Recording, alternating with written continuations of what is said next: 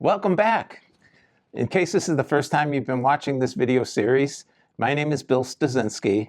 I am the architect and president with Studio 21 Architects, and we're here to take you on a journey to watch the design build process of building my own forever home.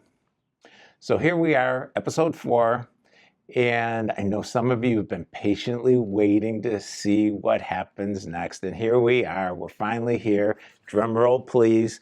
Design.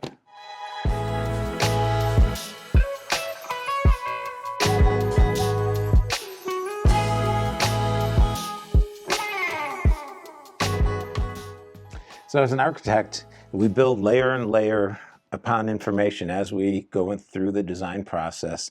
And so here we are. One of the early things that we looked at was the topography. All right, so here is the topographic survey.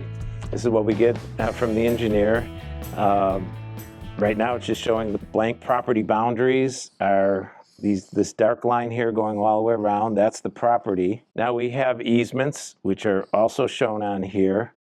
So we have our front yard setback here. We also have a rear yard setback. And all these setbacks will really set the tone for what we can build. And we're 30 feet back. So that's the rear setback. And then in this zoning district, we have a total of 20 feet for setbacks. The minimum is 7 feet, and I decided I want to do my 7-foot setback on here. And this one then would be 13 feet. So so that's where we can build the house. Can't go outside of those lines.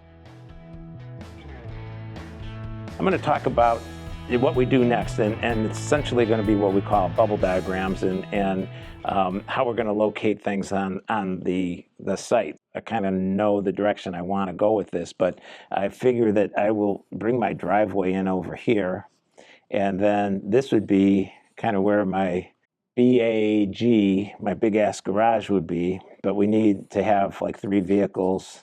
So that's going to take up some space there, and I figured it's going to come back here, and this is where my race car shop would be. And then we'll probably need some sort of entry, foyer entry. I would love to have a office. I think we talked about that. That could kind of go up front here, get some views out this way, and it's also kind of a way to balance out some of this foyer area. After that, I know the spaces that I want in back. We're going to have a bedroom, which I would primary bedroom over here, I'm thinking, and then over here, maybe the great room, kitchen, dining area in there. And then over here, the 2 additional bedrooms, pantry for the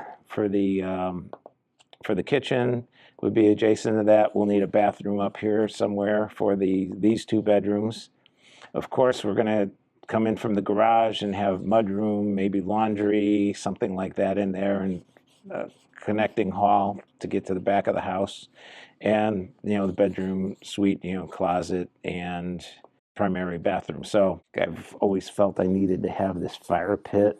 So I'm going to put one there just because it's off the living space, and it could be over here, but I think if it's over here, again, you get more open views and stuff. And this is south, so we'll get some nice south light coming this way. So that's kind of an overview of what we're trying to accomplish. And next step will be to actually put it a little more scale to it. Okay, so got a kind of an idea where I want the spaces. Now it's time to maybe put some scale to this thing and see where it takes us, because it's easy to just draw some really bubbles and that's all well and good, but now we've got to get to a point where it all makes sense. So again, we have to stay within those lines. What's most important is the garage, right? I think that's what we all agreed on.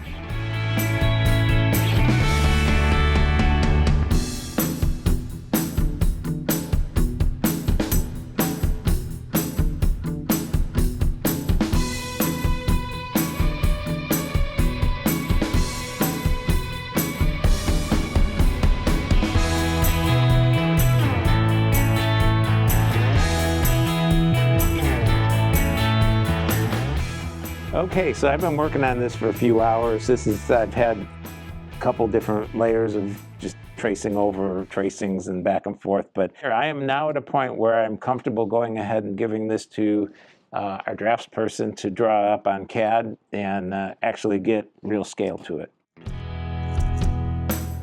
And I've got a wonderful staff, and they can take this mess and turn it into something that's a little more readable.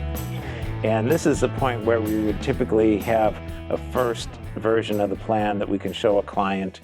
And we usually start out by saying, this version is a starting point. It could either be a home run, it could be a strikeout, or somewhere in between, but it's a point of conversation and future conversation, and it's down on paper with room sizes, and the next step is to talk about all that. So I hope you enjoyed this episode of Design, Build, Decoded, and my outline of the design. At this point, you got to expect me to end with a silly pun. But anyhow, make sure you like and subscribe and hit the bell icon to get notified for episode 5, where we will dissect and tweak the plans moving forward.